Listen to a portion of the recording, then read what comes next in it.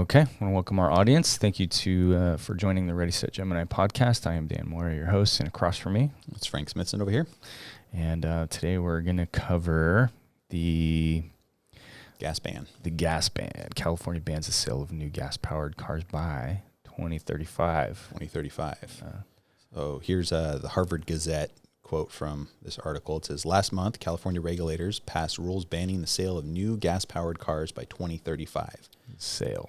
A move hailed as a significant victory in the fight against climate change. Mm-hmm. So yeah, it's just a sale. It's not they're banning all cars. So there'll be a ton on the road still. It's good clarification. Yeah. For those of us, those car enthusiasts among us.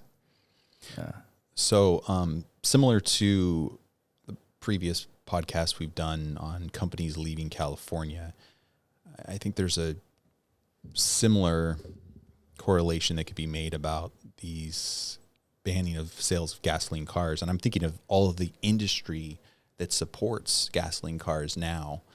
For example, there's 60,910 mechanics employed in California. There's 10,423 gas stations, and those obviously have employees that work in there as well. So I'm kind of curious what this is going to mean for all the people that support that industry. And I think it's a little different. I should give the caveat that this is going to be a slow transition. We don't even know what the future looks like. Can we even support these types of things? Yeah, that was one of my first questions. Can this actually happen, or will this actually happen? You know, we get a conservative governor before 2035. Yeah, politics can absolutely put a kibosh to it, I believe. So who knows if it will stay into effect? Will they delay it? Will they meet the target? Definitely interesting. Even tool manufacturers, I was thinking, the concept of a timing belt and timing gears or a timing chain and the tools that are necessary to like disassemble an engine, all of that goes away. Yeah. And typically when California makes big changes like this, it does lead to other progressive states adopting, and then more and more to where I think that's really going to tell you if it's going to stick. If California is the only one and no other states are following suit, then the drive would be pretty difficult to make that happen. Yes, this is a rule that was issued by the California Air Resources Board. And so this is it's not a unanimous vote comes after. So who voted? I'm interested in how this kind of came down. Is this an edict from the governor that was then voted by this Air Resources Board? You're asking me. I'm not sure. I only know of the top level. This is in effect as we speak right now. I say that in terms of like, was this voted by the population? And probably not. No, I don't believe it was. And this is interesting. So I'm curious what the population thinks about it. I kind of like the idea of trying to push technology, and if anything, I think it's going to force a lot of innovation to be able to keep up with this. So you need to set BHAGs, right?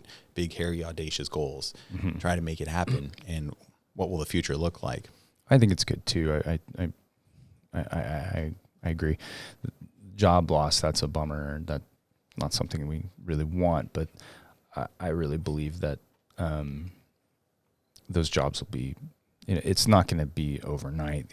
I'm sure actually the level of the number of mechanics in California has reduced over the past 20 years, just based on the reliability of vehicles. I'm sure that's actually happened. So that makes sense. Just kind of it continues that trend. And then the new mechanics are probably going to have to be a little bit more tech-minded. Right. I mean, even cars today, right, you plug it into a computer to tell you what's going on. Yeah. You don't listen to the ticks anymore to know what to change. Speed up the production of cleaner vehicles beginning in 2026 until sales of only zero-emission cars, pickups, and SUVs are allowed in the state. Yeah. Travel is going to be interesting. If you're traveling outside of California, and then let's say they don't have this grid, and assuming electric cars are going to be what stick around and not like hydrogen powered cars or some other form, how are you going to how are you going to take a trip? Yeah.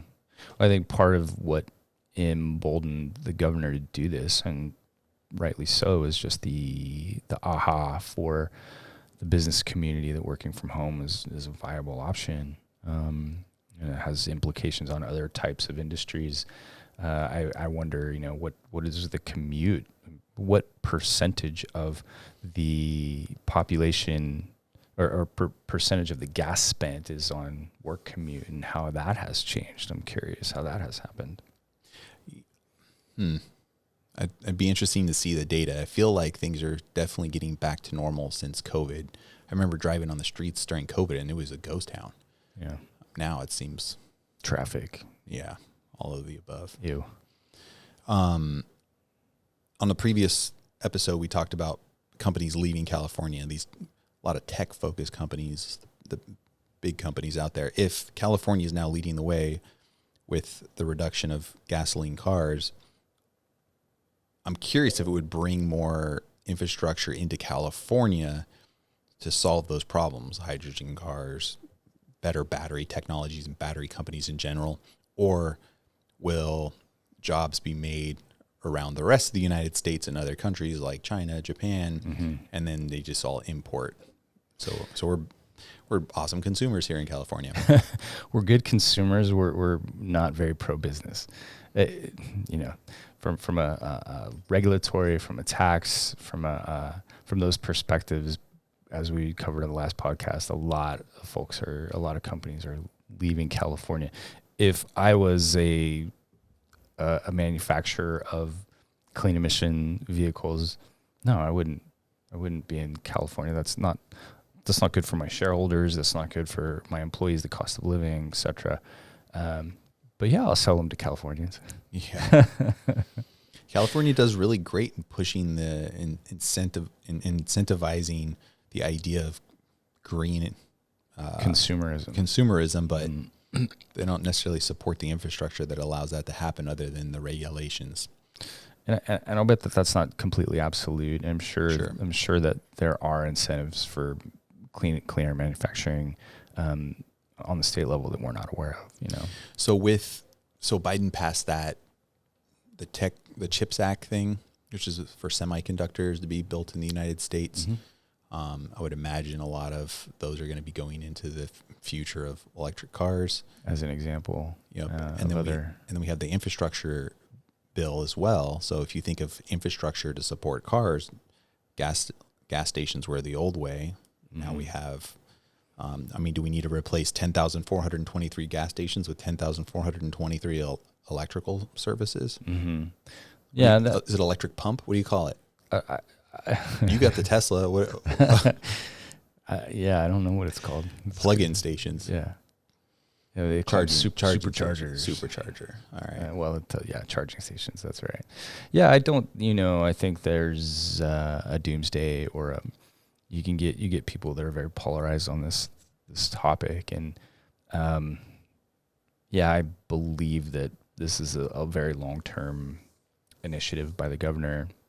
Not a bad thing. I agree with this type of progress, and the total effect, net effect, is probably going to be during that same time, a decade plus decades of change, whether it's gas stations or whether it's manufacturing, et cetera. And who knows what kind of incentives California will put forward, which they probably will, to attract clean energy manufacturing, clean energy companies.